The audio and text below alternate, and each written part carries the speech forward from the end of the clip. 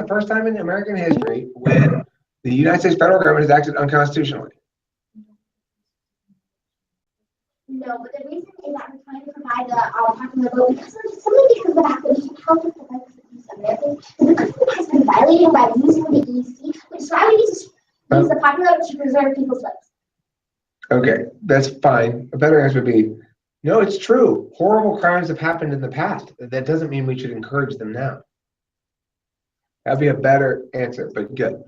Okay, so, all right, well, the point is, what are the harms of this? Do you see people like burning alive because their vote counts 0.8 as much as the Wyoming vote? No, but you see the president of the hospital get up upon the presidential election. Say, well, you know what? Until the volcano actually erupted, Pompeii was fine too. You know, until she died, my grandmother was totally fine. The point is, one of these elections is going to have an uncertain outcome. Is what you should say, right? It's going to have an uncertain outcome because you're out. You should say, I mean, your point should be just attack the electoral college. Don't respond to this. How much time is left in the cross? There you go. Ask a question. Do you mean to say between how do you define a right? How do you define a right? Something that each person is born upon themselves and made themselves up. Okay, now, so you said that you're going to comply under our framework when your whole entire case talks about using like money and like less influence for the states. Well, my point is that the money issue links directly to rights because that money is stolen from taxpayers, and if we were going to spend more money on recounts and stuff, then we're violating the rights of the actual negative rights of Americans rather than just civil rights. Okay, here's Henry's summary. So Henry, I'm going to help you a little bit set up for this. Okay, I can see we're on the same framework here. Your job needs to be to establish that we prefer civil rights as the voting mechanism in this case, because the only rights that are at stake in this case, in the status quo, are civil rights. Oh, yeah. So look, the thing is, there is no rights violation that is a negative rights violation that comes along with not preserving everyone's equal voting rights. People don't have a natural right to vote. They don't have a natural right to participate in their political process.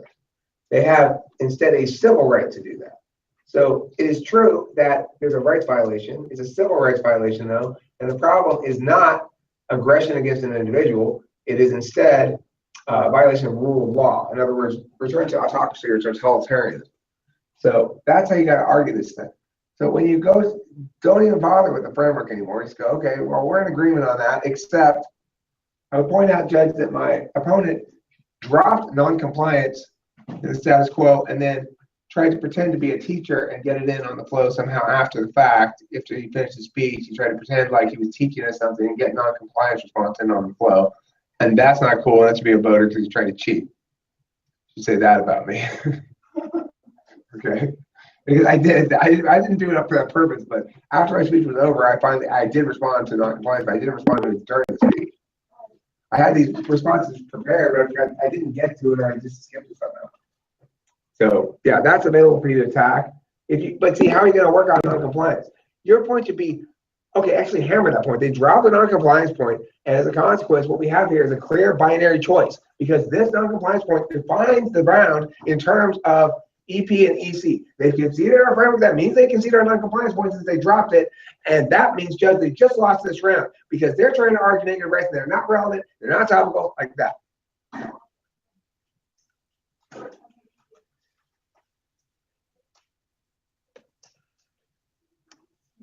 Wait, how would you classify something as an extension? It's anything you read that is not an answer to our case, but either an answer to our answer could be considered an extension or an AT-AT, or if let's say I drop something. Well, when he's going to extend non-compliance now, He's extending it purely because I dropped it. He's not AT-ATing. He's not answer to my answer to him. He's just extending the argument because I dropped it. Now, if I hadn't dropped it, his argument here would be an AT-AT, an answer to an answer to. But if you just decide would it really have to be in there? I mean, look, you can basically get away with that. Your opponent has to recognize the fact that you're making a new argument and calling it an extension, point it out, and the judge understand why it's correct, and then the judge eliminate the evidence. And even then, it's not going to be a voter unless your opponent also tries to argue that it's a round voter, and that's going to be a hard argument to make. If they do, they're going to waste a lot of time on it. So it's fine to try to stick whatever in wherever and call it an extension. You're going to do it now, go ahead and do it. Just do your speech. You're ready to go. We're running out of time. We got like 5 minutes left. Okay, Judge, so first I'll do the rights argument that my opponent has made. He said that we should prioritize. Okay, so first let's get one thing clear. He dropped the non-compliance argument, which is the major part of this round. And so basically, Judge, my opponent just lost this round because the non-compliance defines the conflict between the EC and the EP, which is major in this round, and it's a deal of 200 million American voters. It's the deal of millions of lives, millions of rights lost. So my opponent just dropped two. No, Henry, not like that though. But look, I have to stop you. It's like, here's the problem, Jeff. My opponent conceded by dropping non-compliance, he had silence in response to it. Silence equals dissent, which means he agrees with our non-compliance framing of the round in terms of EC versus EP. That means we are stuck talking about only civil rights now. He cannot bring up any other kind of rights impacts because civil rights are defined as the kinds of rights we're talking about when we're talking about EC and EP. He's the one who made that point. He's the one that said we're only talking about civil rights, and he dropped the one thing he needed to respond to if he wanted to win on a non-civil rights kind of right. He didn't respond to it. He has no ground to stand on now. All of his non-civil rights impacts are off of the flow. Do not count them, Judge. Like that. Just do that one section again, and then we'll call it a day. So, Judge, my opponent has dropped a non-compliance argument, and my opponent. So that basically means that my opponent agrees with our civil rights argument, which is the only thing that they will respond to. Which means they basically just let us win. They basically conceded to the fact that our civil rights argument is correct because non-compliance is the definition of EC versus EP, and because my opponent dropped that, they no longer have a ground stand on this, so do not count that argument. Okay, that's better, Henry, but the most important point you need to make is that because the round is limited to discussion of electoral college versus equal protection under the law, that it's necessarily limited to the impacts of civil rights because there are no negative right or human right conflicts between the electoral college and equal protection law. The only conflicts that exist between those two things are civil rights. And since that non-compliance frames the round in terms of these two things, you guys, by agreeing with it, no longer get to make non-civil rights arguments, especially since you're the one who drew the distinction between civil rights and other kinds of rights, and you're the one who pointed out we only use civil rights. Therefore, you're dropping of the non-compliance one, which you need to respond to in order to make that point, is a round killer for you. Okay, so you basically got it, but you gotta make sure you get every piece of the reasoning in there, so it's really clearly understood. All right, thanks, and thank you, friends, for watching Talking with Famous People.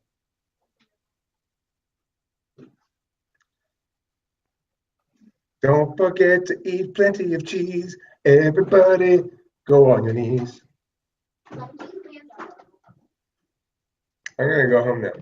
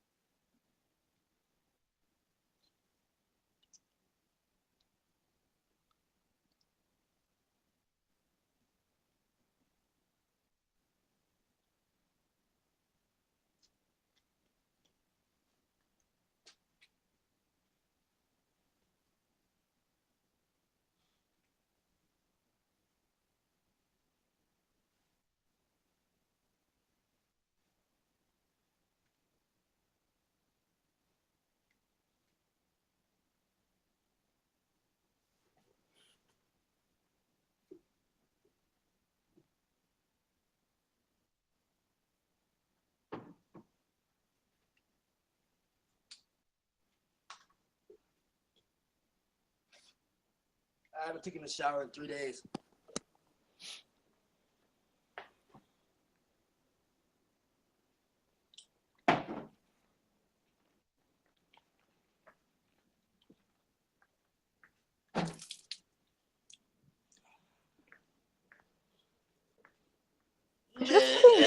You.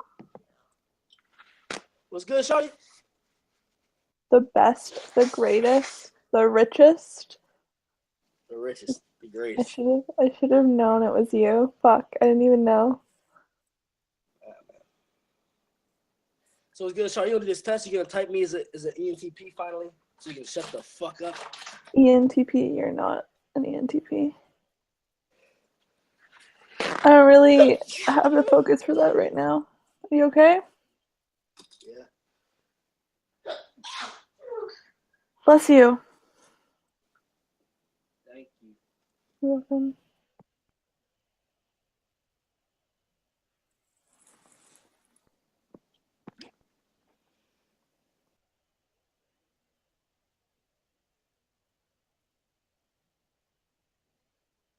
Wait, I have like low enamel in my teeth though. Isn't that a sign of like a lot of stomach acid?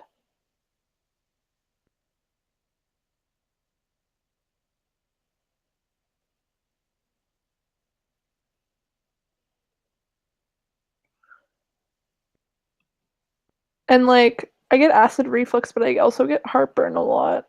I don't even fucking know.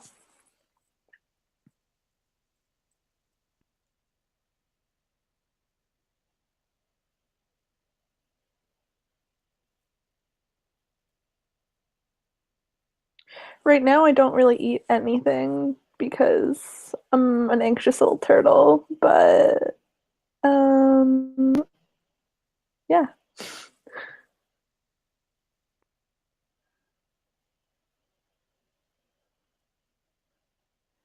Wait, you drink cider vinegar?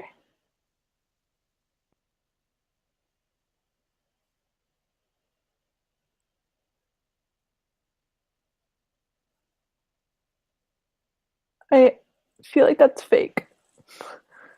Sounds fake, but alright.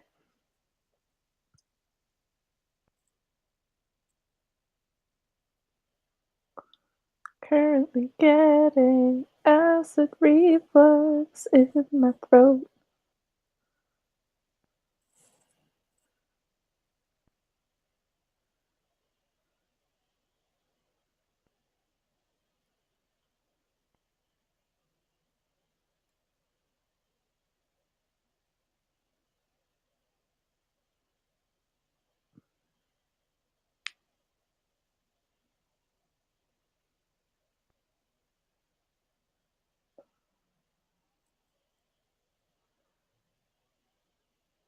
Can I just have an ISTP follow me around constantly and tell me that I'm not sick and I'm always okay? Because I really want that in my life.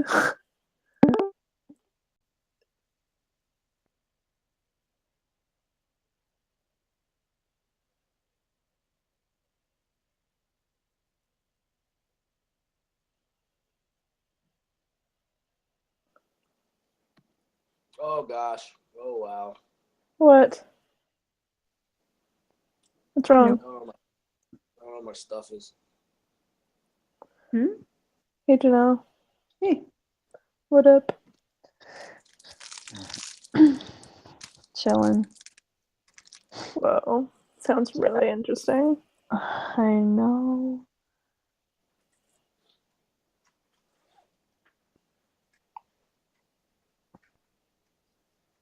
Drink it with a straw? That sounds yummy. I usually just take shots of apple